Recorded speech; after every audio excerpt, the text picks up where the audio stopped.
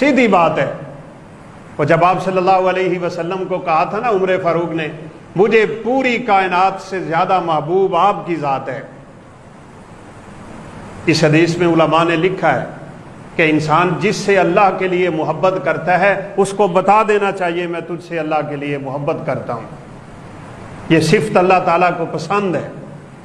نبی کریم صلی اللہ علیہ وسلم نے معاذ بن جبل کو کہہ دیا تھا انی احبک فی اللہ، معاذ میں رب کی رضا کے لیے تجھ سے محبت کرتا ہوں، ہاتھ بھی تھاما ہوا تھا۔ تو معاذ رضی اللہ عنہ نے فرمایا میں بھی آپ سے محبت کرتا ہوں۔ تو آپ نے فرمایا ٹھیک ہے، پھر اس محبت کا تقاضا ہے کہ مجھ سے ایک سبق سیکھ لو، لا تدعن دبر کل صلاۃ مکتوبۃ ان تقول رب اعنی علی ذکرک و شکرک و حسن عبادتک۔ سچی محبتوں کا رب کعبہ کی قسم اندازہ ہی یہ ہے، تقاضا ہی یہ ہے، علامت ہی یہ ہے، نشانی ہی یہ ہے، تڑپ رہتی ہے کہ میں اپنے اس بھائی کو کیسے جہنم کی آگ سے نکال کے جنت کے رستے پہ چلا سکتا ہوں۔ باقی دنیا کی محبتیں ہوتی ہیں، لوگ جھوٹے دعوے کرتے ہیں کہ مجھے محبت رب کے لیے ہے۔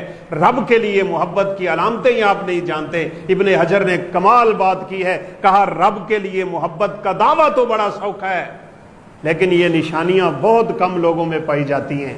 اس کی سب سے بڑی علامت یہ ہوتی ہے کہ دنیاوی نقطہ نظر سے نہ اس محبت میں کمی آتی ہے نہ اس محبت میں اضافہ ہوتا ہے۔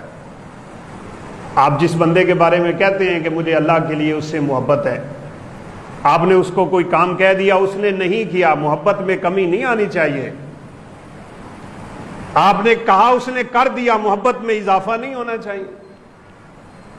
ہمیں بھی بعض لوگ ویسے کہہ دیتے ہیں، سیدھی بات ہے، پھر پروگرام پہ بلاتے ہیں، ہم سے پہنچا نہیں جاتا تو محبت ساری ٹوٹ جاتی ہے۔ تو یہ تو اللہ کے لیے محبت کوئی نہ ہوئی۔ لو جی اسی تھانوں شادی تے سدیا سی تسی پہنچے ہی نہیں، ولیمہ خان۔ تو محبت یہ ہے، اللہ سے دعا کریں اللہ ہمیں ایک دوسرے سے اپنے لیے محبت کرنے کی توفیق دے۔ المتحابون فی،